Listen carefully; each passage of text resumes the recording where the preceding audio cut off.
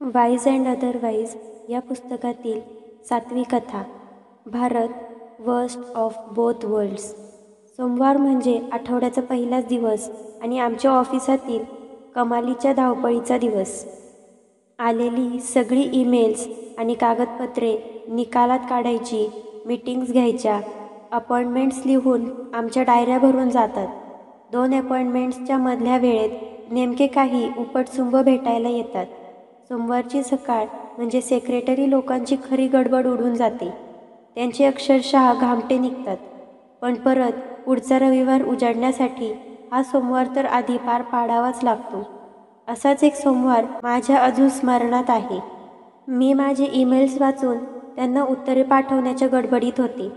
इतक्यात माझ्या सेक्रेटरीने निरोप सांगितला. 2 व्यक्ती आधी वेळ न ठरवताच भेटायला आल्या होत्या. मग मी सेक्रेटरीला विचारलं, त्यांनी अपॉइंटमेंट घेतली नाही म्हणतेस आणि मग तरी कसं तू त्यांना मला भेटायला पाठवते आहेस? एवढं महत्त्वाचं आहे काय? माझ्या ऑफिसातील कर्मचारी उगीच भलत्या सलत्या कोणालाही नीट चौकशी केल्याशिवाय माझ्याकडे कधी पाठवत नाहीत.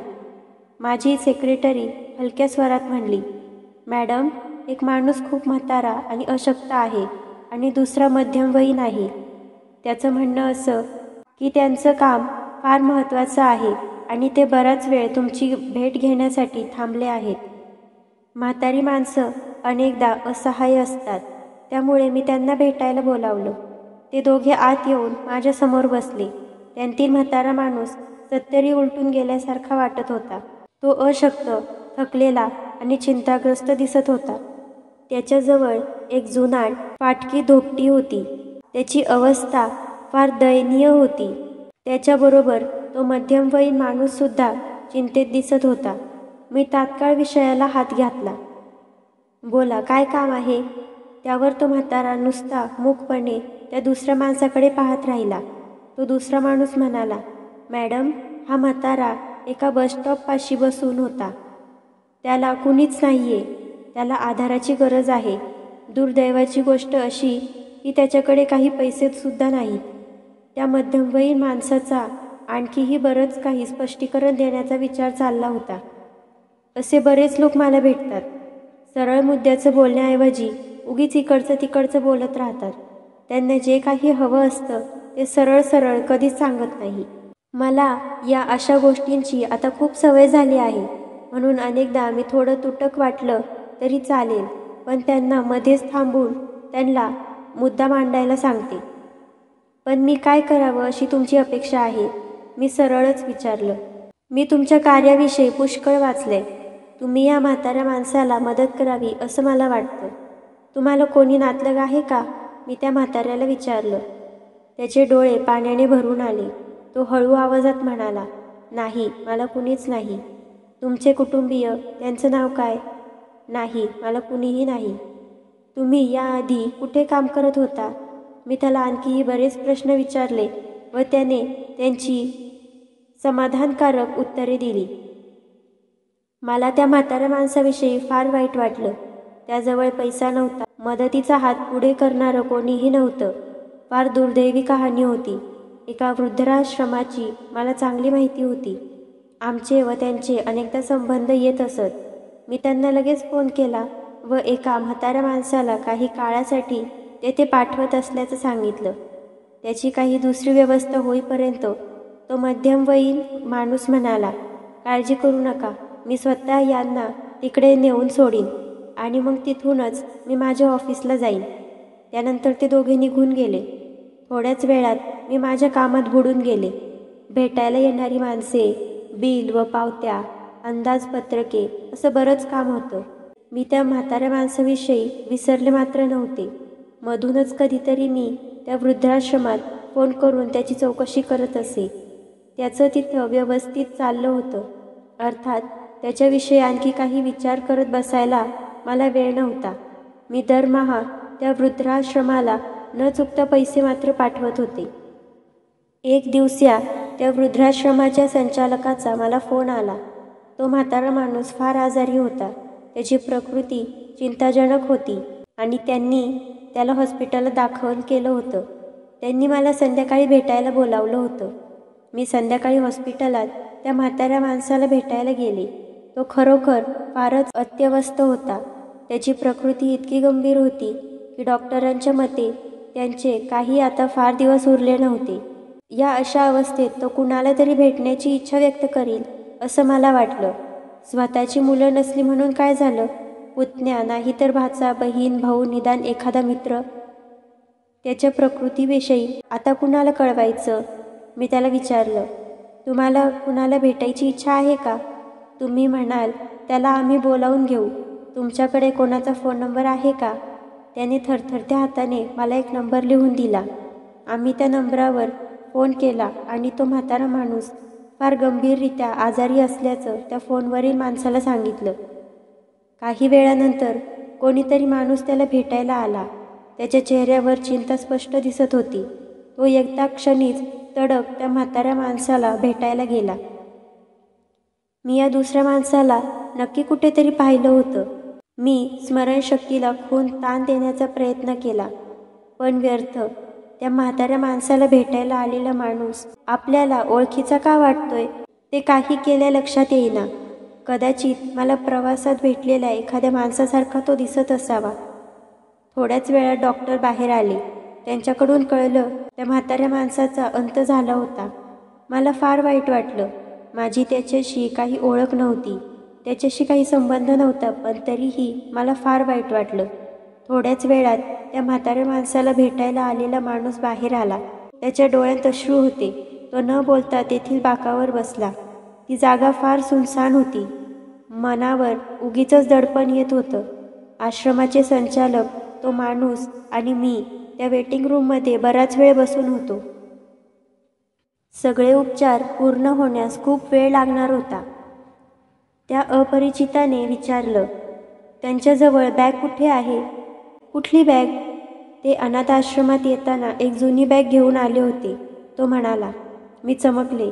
त्या म्हाताऱ्या माणसाकडे एक बॅग होती हे या अपरिचिताला कसं माहीत? मी पिऊनला आश्रमात पाठवून ती बॅग मागवून घेतली. ती बॅग दिसताच तो अपरिचित ती उघडण्यासाठी पुढे सरसावला, पण मी त्याला तसं करू दिलं नाही. तुम्ही तुमची स्वतःची ओळख आधी पटवा, त्याशिवाय तुम्हाला ती बॅग उघडता येणार नाही. तुम्ही त्यांचे कोण?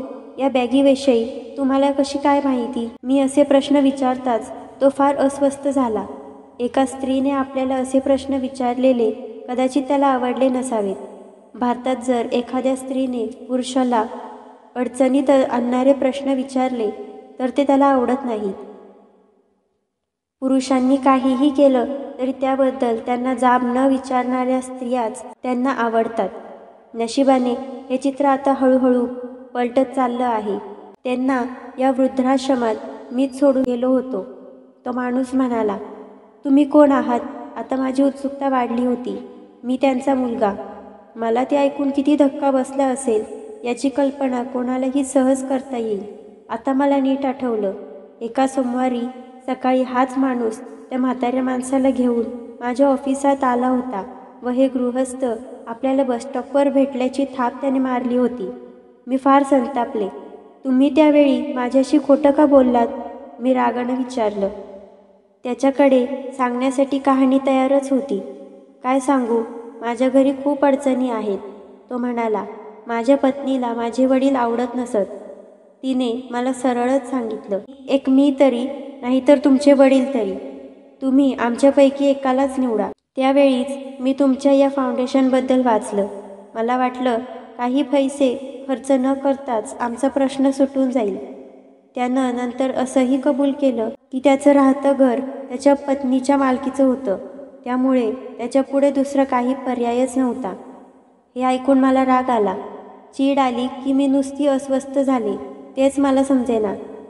वा, तुमचा प्रश्न सोडवण्याची काहीही पद्धत, मी म्हणाले. आम्ही अनाथांना मदत करतो हे खरं आहे, पण स्वतःची मुलं बाळं असलेल्या अनाथांना नव्हे. यथावकाश ती बॅग उघडण्यात आली. त्यात जुन्या कपड्यांचे 3 जोड होते, काही औषधं होती आणि एक बँकेचे पासबुकही होते. मी ते पासबुक उघडलं आणि अक्षरशः हतबुद्ध झाले. त्या म्हाताऱ्या माणसाच्या बचत खात्यात 1 लाखहून जास्त रक्कम जमा होती. त्या खात्यावर वारसाच्या नामनिर्देशाची सोय होती व त्या वृद्ध माणसाने वारस म्हणून आपल्या मुलाचे नाव लिहिलेले होते.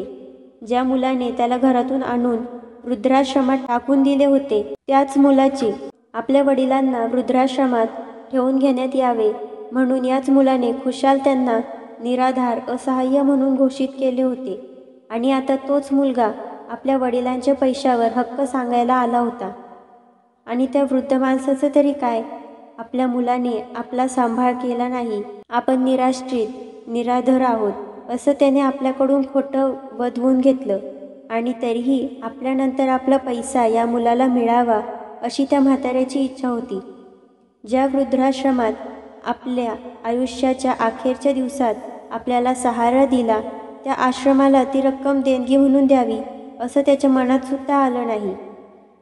पाश्चात्य देशांमध्ये जेव्हा वृद्ध लोकांना आश्रमात किंवा हॉस्पिटलमध्ये मृत्यू येतो तेव्हा त्यांनी आपली संपत्ती मृत्यूनंतर ज्या वृद्धाश्रमाला नाही तर हॉस्पिटलला दान करावी असं मृत्यूपत्रात आधीच नमूद केलेलं असतं.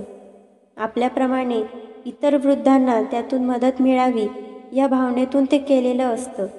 ते आपली संपत्ती आपल्या मुलांच्या नावे नाही सोडून जात आणि मुलंही तशी अपेक्षा ठेवत नाही. पण आपल्या भारतात पौर्वात्य व पाश्चात्य जगामधील जेवढं म्हणून काय वाईट आहे तेवढंच नेमकं आपण घेतलं आहे. इथे मुलं वृद्धापकाळात आपल्या आईवडिलांना टाकून देतात आणि आईवडील जनरीतीप्रमाणे आपली संपत्ती त्यांच्या मुलांच्या नावावर ठेवतात. केवळ काही हजार रुपयांसाठी तुम्ही आणि तुमच्या वडिलांनी हे सारं ढोंग केलं. शरम वाटली पाहिजे तुम्हाला, मी त्याला म्हणाले. आणि असं करून तुम्ही फार वाईट उदाहरण घालून ठेवलं आहे. आता यानंतर कधी एखाद्या खरोखरच्या निराधार व्यक्तीने आमच्याकडे मदत मागितली तरीसुद्धा ती द्यायची का नाही याचा आम्हाला विचार करावा लागेल. कदाचित आम्ही त्याला मदत करताना कचरू. तुमच्यासारख्या लोकांची आठवण आम्ही कधीच विसरणार नाही. माझे हे शब्द ऐकून त्याने शरमेने मान खाली घातली.